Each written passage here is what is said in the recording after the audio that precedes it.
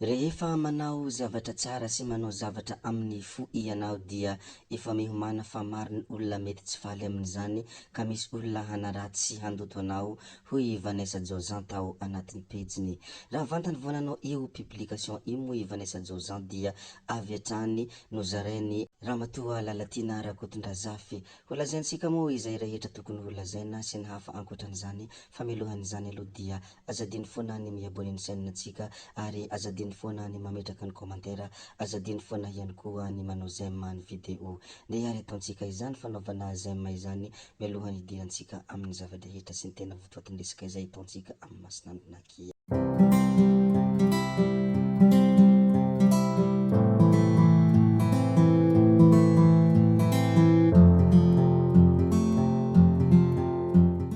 Ny hidirantsika voalohany amin'izany moa dia resaka mpanao gazety izay nodimandry tsy iza moa ny anarany fa Bernard Saraleha. Ny anjera tao an-tranony ka tsy nahatsiaro tena ary maty teny an-dalana hamonjy ny hopitaly teo amin'ny fahavalo ambinipolo taonany ny mpanao gazety Bernard Saraleha. Zandary mpanao gazety misotro ronono izy ary nanoratra tao amin'ny La Gazette de la Grande Ile. Niasa tao amin'ny Viva ary niandraikitra ny serasera teo anivon'ny sekretera mpanjakana miandidy ny gendarmerie pirenena ary nisahana ny andraikitra mpanolotsiana teknika tao amin'ny ministeran'ny toe-karena sy tao amin'ny ministeran'ny tontolo iainana. Ny antranony moa dia eny Ankadievo Alasora. Mankahery ny fianakaviana rehetra sy ireo rehetra izay ankiaky azy amin'izao zavatra manjo sy zavatra mandalo izao. Rehefa voalaza ary ny mikasika aniny ndeha isika iresaka kely indray ny vaovaonisy tany talata volonondry. Tratra teo ampamakiana trano sy nangalatra vilany miisa 520 tany Avaratsena talata volonondry ity vehivavy iray 4 taona ity. Efa ampanao izao asa ratsy izao izy hoy ny fokon'olona fa izao izy voatratra Ambodiondry. Efa natolotra ny fitsarana izy ary efa voatazona vonjimaika eny Amponja Antanimora. Izany ny zava-nisy tany talata volonondry koa dia zaraina ato fa tratra teo ampamakiana trano sy nangalatra vilany miisa 520 Avaratsena volonondry ity olona hitantsika amin'ny sary ity. Avelantsika ary ny resaka halatra izay ndeha isika hiditra kely amin'ny resaka afo sy ny resaka zavatra may. Fiara Starex iray no mirehitra may kilany afo teny amin'ny Kira Vontovorona eo amin'ny bloc 16-17. Rehefa nirehitra moa ilay Starex ary hitantsika amin'ny ity sary ity ny niafarany ilay fiara Starex may teny amin'ny Kira Vontovorona ny omaly tolakandro. Voalaza fa mbola nianatra tany ampianarana ilay tompony ary namono finday ihany koa. Tsy afaka nandray fanapahan-kevitra namaky fitaratra ny mpianatra mba hamonoana ilay afo avy ao anatiny satria mbola tsy teo ny tompony. Nidomina elaela mihitsy vao nivoa ilay varavarana ka izay vao afaka nanimpivovoka tao anatiny izy ireo. Izany ny zavatra nitranga teny Vontovorona tamin'ny Kira ka izao ny niafarany ilay Starex. Koa dia mahereza le Starex ary aza dia malahelo loatra fa izay mahasoa ataon'Andriamanitra ary Andriamanitra be fitiavana ne no hitantana anao ary mbola hanolo Starex soasoa noho anao.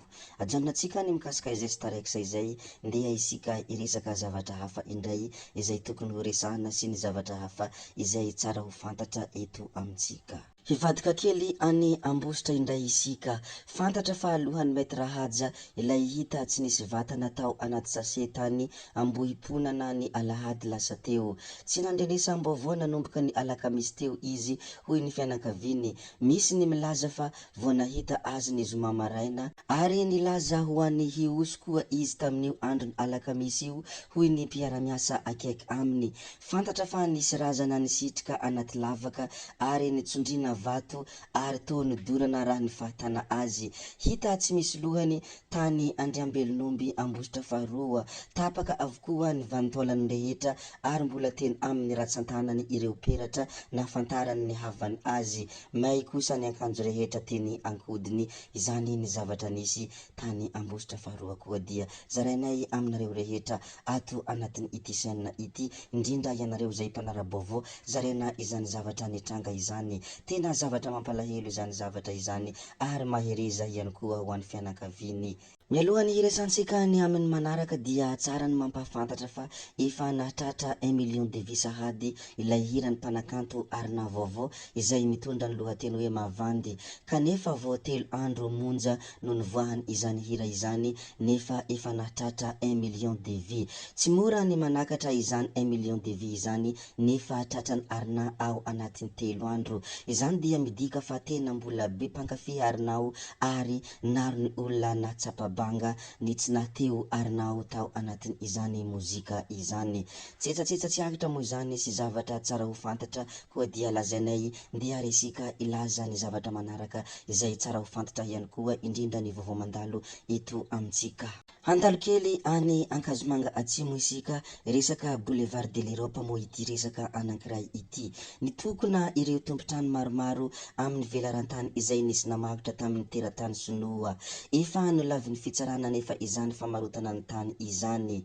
Noho ny fanahina fanakatonana io toerana io sy mety hisy any fandrodanana ny fonenana ireo olona ireo dia nisy nanao andromaso foana teny nanomboka ny zoma alina. Na dia eo aza ny mpitandro ny filaminana dia tsy nanaiky ireo olona fa niezaka niaro ny tany izay efa any razamben'izy ireo teo aloha. Izany ny zava-nisy teny Ankazomanga Atsimo koa dia ampahafantarina foana ary efa fantatra nareo fa izahay dia mampahafantatra ny zavatra mandalo sy ny zavatra miseho. Rehefa zay ary ny resaka mikasika ny boulevard de l'Europe dia ndeha isika iresaka kely ny mikasika ireto tovolahy mpanao sinto mahery ireto.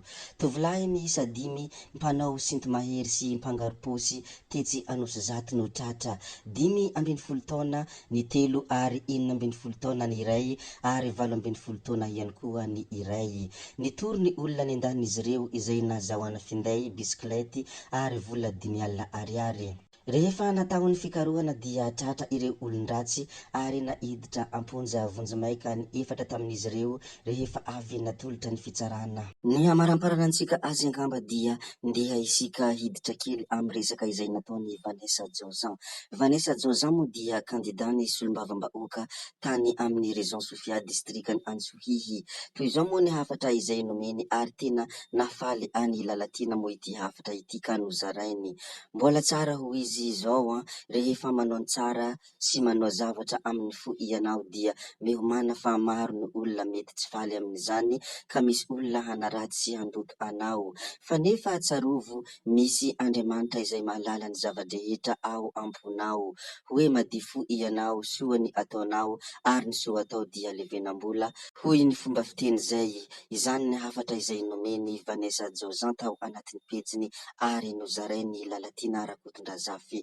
Raha vao miresaka mikasika Andriamanitra manko dia tena anisany mahafinaritra any Lalatina ary tsy maintsy mizara ny resaka mikasika Andriamanitra foana izy satria Andriamanitra no anisany tena tokony iny ramatoa Lalatina iny. Zay koa ny namarana ny videontsika ary tompoko vavy sy tompoko lahy koa dia mankasitraka eram-po eran-tsaina ianareo navita ny hainy ny video hatramin'ny farany ary mbola manentana anareo ny mbola hanaraka ny video manaraka izay alatsakay misesisesy ato. Zay fo tsy ataonay lava ny resaka metrabeloma izahay ody izahay soadia fa ianareo kosa mazotoa amin'ny zavatra rehetra izay kinasa veloma vetivety fa tsy hoe veloma mandrakizay amin'ny manaraka indray io.